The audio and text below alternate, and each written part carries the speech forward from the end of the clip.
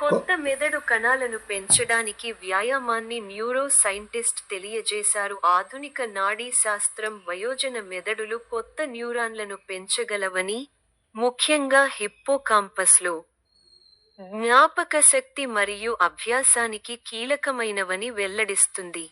వ్యాయామం, ముఖ్యంగా నిరోధక శిక్షణ, న్యూరాన్ పెరుగుదల మరియు మనుగడకు కీలకమైన ప్రోటీన్ అయిన brain derived neurotrophic factor (BDNF) ను పెంచుతుంది. BDNF-లో ఈ పెరుగుదల అల్జీమర్స్ ప్రమాదాన్ని తగ్గించడం మరియు నెమ్మదిగా అభిజ్ఞా క్షీణతతో ముడిపడి ఉంటుంది. ఇది నిరోధక శిక్షణను మెదడు ఆరోగ్యానికి శక్తివంతమైన ఔషధ-రహిత వ్యూహంగా మారుస్తుంది. చాలా కాలంగా, మీరు యుక్తవయస్సు చేరుకున్న తర్వాత, మీ మెదడు స్థిరంగా ఉంటుందని, కొత్త మెదడు కణాలు లేవని, రెండవ అవకాశాలు లేవని మమ్మల్ని నమ్మించారు. హైస్కూల్ జీవశాస్త్ర పాఠ్యపుస్తకాలు తరచుగా దీనిని వాస్తవంగా పునరావృతం చేస్తాయి. న్యూరాన్లు పునరుత్పత్తి కావు.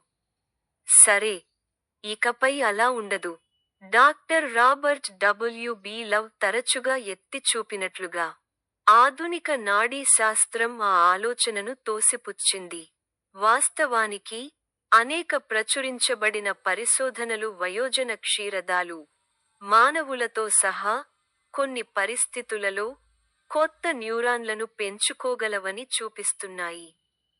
ముఖ్యంగా జ్ఞాపకశక్తి నిర్మాణం, అభ్యాసం మరియు భావోద్వేగ నియంత్రణకు కేంద్రంగా ఉన్న హిప్పోకాంపస్ అనే ప్రాంతంలో.